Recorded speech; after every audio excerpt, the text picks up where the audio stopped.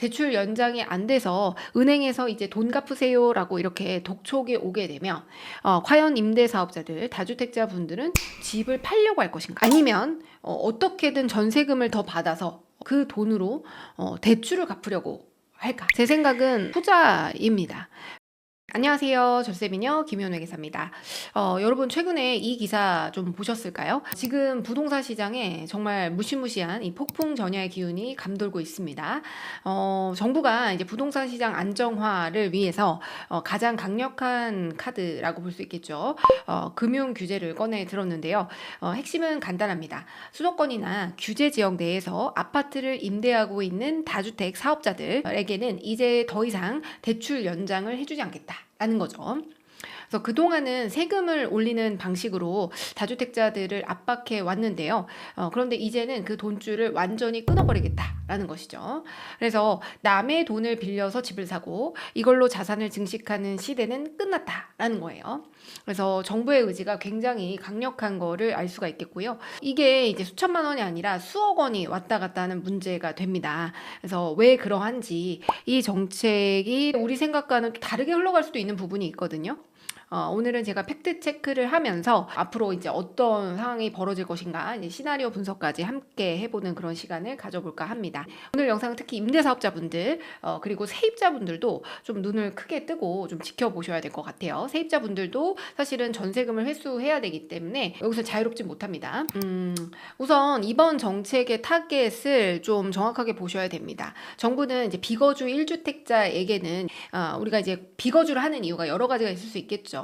동거봉양이라든지 아니면 뭐 지방의 뭐 근무라든지 아니면 학업 이런 등의 이유로 비거주 1주택자까지 규제를 해버리면 너무 과도하니까 일단 보류하고 다주택 임대사업자를 정조준하겠다라고 밝혔습니다. 여러분은 근데 주담대를 생각을 해보면 보통 만기가 30년에서 40년이기 때문에 어차피 다주택 임대사업자에 대한 규제를 해도 이거 효과 없는 거 아니야? 이렇게 생각을 하실 겁니다. 그래서 보통의 주담대는 30년에서 40년의 기간을 거쳐서 원리금을 나눠서 상환을 하는 게 일반적이죠. 그런데 임대사업자의 대출은 전혀 다릅니다. 대부분 3년 만기 일시 상환이에요. 이자만 내는 그런 구조인 거죠. 그래서 그동안은 만기가 오면 1년씩 이거를 연장하는 형태로 계속해서 버텨왔던 건데 이제 그 연장이라는 생명줄을 끊겠다라는 겁니다. 2월 1일과 맞물린 타이밍으로 정부가 이 발표 시기를 좀 앞당기려고 하고 있습니다. 왜일까요?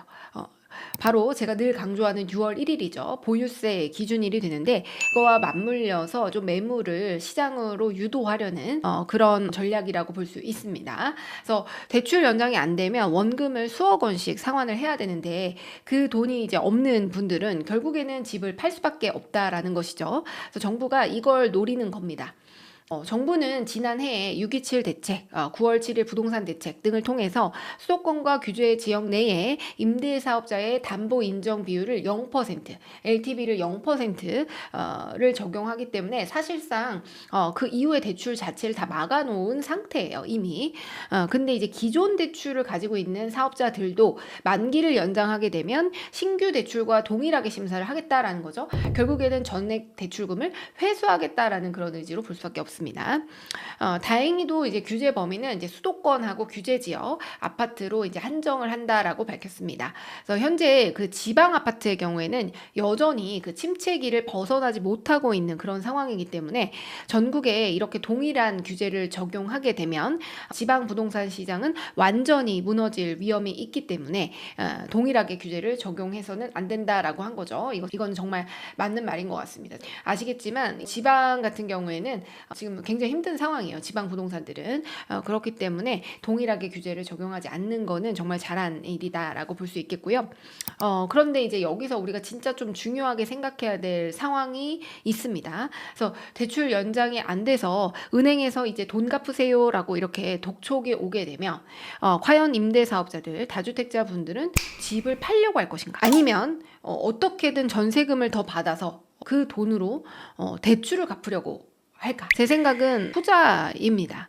왜냐면은 집을 팔면요 양도세가 또 어마어마하게 나옵니다. 그래서 뭐 확 줄어들고 하지만 전세금을 올려서 대출을 갚아버린다면 그때는 이제 이자 비용까지 안 내면서 내 집을 지킬 수 있는 거죠. 그래서 전세라는 제도가 있는 한 사실 쉽지 않을 것 같고요. 결국 대출 없이 올 전세 구조로 갈아타기를 시도할 가능성이 굉장히 높다라고 생각이 듭니다. 현재도 그 전세 품귀 현상이 이어지고 있죠. 그래서 결국에는 이제 전세 형태로 대출 상환을 진행할 가능성이 높고요. 물론 그 전세 대출도 쉽지 않은 상황에서 이 오르는 전세값을 받아줄 그 임차인들이 있는가, 이거는 조금 또 생각을 해볼 문제죠. 이 부분은 뭐 당연히 입지와 그 전세 수요가 계속해서 있는가에 따라서 달라지는 부분이 아닐까 싶습니다. 그래서 정책의 부작용이 이렇게 발생을 할 수가 있다라는 거죠. 그래서 정부의 목표가 가계대출을 축소하겠다라고 하게 되면 이 정책은 성공할 겁니다. 은행 대출은 줄어드니까요. 하지만 이제 부동산 가격 안정화를 목표로 한다면 얘기가 좀 달라질 수 있는 거죠. 그래서 집주인들 같은 경우에는 이 대출 상환을 위해서 전세금을 올리는 방식을 선택하게 되면 전세 가격이 또 폭등을 할 거예요. 그래서 결국에는 그 대출 규제 압박이 집주인을 거쳐서 최종적으로는 세입자에게 가는 주거비 부담으로 전가될 가능성이 굉장히 높습니다. 네, 그래서 부동산 시장은 매매와 월세, 전세 이런 것들이 유기적으로 연결된 그 톱니바퀴 같아서 한쪽을 강하게 밀어붙이면 결국에는 다른 쪽이 튕겨나가서 부작용이 발생할 수밖에 없거든요. 그래서 아마 정부 정책 담당자 분들도 이 부분을 잘 알고 있을 거고 좀 고심을 하고 있는 것 같습니다. 그래서 이런 파장을 알기에 이 1주택자 인데 이제 비거주 부동산에 대해서는 규제하는 것을 고심하는 거겠죠. 아무래도. 하지만 뭐 어쨌든 임대사업자의 대출 연장을 계획하고 계신 분들은 이제 더 이상 대출 연장이 허락되지 않을 것이다. 그래서 이거에 좀 대비한 전략을 마련해 두셔야 되지 않을까 생각이 듭니다. 그리고 또 걱정되는 건 그거예요. 급진적으로 이렇게 정책을 추진을 하다 보면은 결국에는 이런 다주택자 대출을 다 회수하게 되면 임차인들에게 또 이 부담이 전가될 수 있고, 그랬을 때 또 이 전세금을 또 돌려주지 못해서 임차인이 피해를 보는 이런 역전세라든가 경매 속출이라든가 이런 부작용이 발생할 수 있다라는 점도 좀 고려해야 되지 않을까 생각이 듭니다. 오늘 내용을 한번 정리해 보면 이제 정부는 이제 세금을 넘어서 금융줄을 잡았습니다. 그래서 수도권 아파트 임대사업자라고 한다면 당장 이제 본인의 대출 만기가 언제인지 상환 여력이 되는지 그거에 따른 어떤 자금 스케줄을 만들어 두고 대비하시는 게 좋겠고요. 우리 세입자 분들도 좀 주의를 하셔야 될 것 같아요. 그래서 내가 살고 있는 집의 주인이 임대사업자인지, 그래서 대출이 있는지, 이게 연장이 안 돼서 급하게 전세금을 올리려고 하는 건 아닌지, 내가 나중에 전세금을 회수할 수 있는 상황인지 이런 것들을 좀 미리미리 파악하고 대비를 하시면 좋을 것 같습니다.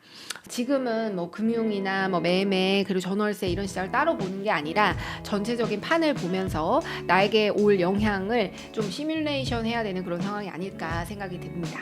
네, 오늘 영상이 도움이 되셨나요? 급박한 변화 속에서 내 자신을 지키는 그런 구체적인 방법이 궁금하시다면 언제든 댓글로 남겨주시고요. 여러분들과 함께 고민해 보도록 하겠습니다. 네, 오늘 영상이 도움이 되셨다면 구독과 좋아요, 알림 설정까지 부탁드릴게요. 지금까지 디자인텍스 김희연 회계사였습니다. 감사합니다.